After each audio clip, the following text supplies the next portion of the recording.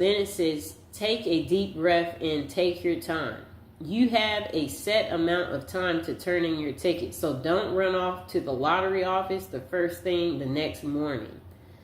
Depending on the type of prize won and the state you are in, the period to claim the lottery might range from several days to 6 months to a year. You may want to consult that information with the lottery agency's website. Let yourself calm down and then set to work carefully forming your team and plans before you contact the lottery officials. Then it says protect your privacy. As tempting as it may be to shout it from the rooftop and throw a huge "I won the lottery" party, keep it as much to yourself as possible, especially before turning in your ticket. Some lotteries will require you to make your name public, give interviews, or show up at a press conference. If so, be sure to change your phone number and set up a new P.O. box beforehand to avoid being, having so many requests sent your way. You may also consider forming a blind trust through your attorney to anonymously receive the money, keeping your name out of the spotlight. Next thing, put together a team. You're going to need a lawyer, accountant, a financial advisor who have experience with large financial windfalls. Finding them should be one of your first steps before you claim your money. Then it says make a general plan.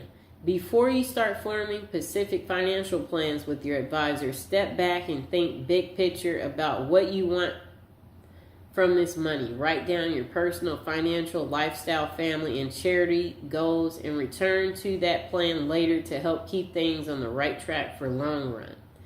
Next thing is lump sum or annuities. One of the first decisions you and your team will have to make is whether to take your winnings in one lump sum, usually around 60% of the total value, or have it paid out to you annually over a period of time.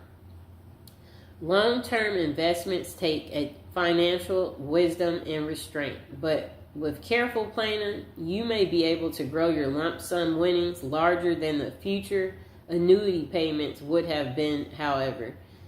If you need some structural help to keep from overspending too quickly, an annual payout is solid, responsible way to make sure you'll continue to have income through most of your adult life. Then they said plan for beyond. Sadly, winning the lottery is unlikely to also make you immortal. Work with your team right away to sort out your estate planning, including your will, so your family is taken care of if something happens to you. Then they said once you have your money, bank it. Don't show up at the cashier counter with a check for millions. Talk to the bank's upper management or private banking department ahead of time to discuss the best options for holding large amounts of money. Remember, the government only insures individual bank accounts up to $2,500. Up to $250,000. So think about spreading your wealth around multiple accounts and banks. Wow. Setting a budget. Silly, right? You have all the money you'd ever need. Why do you need a budget? Actually, it's not silly at all. Sit down with your advisor and take a hard look at how much you really have after federal, state, and local taxes.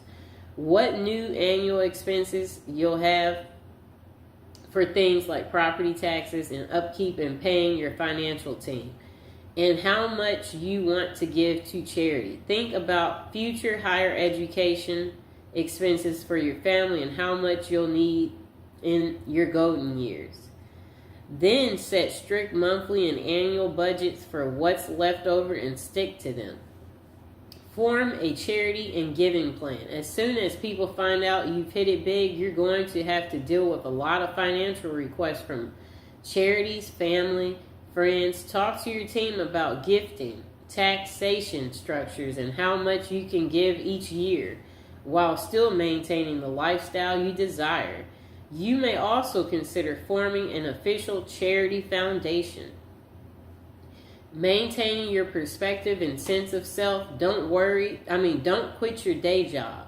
Certainly not until you have your lottery money in hand, but even then, consider sticking with some sort of part-time work or at least a passionate hobby.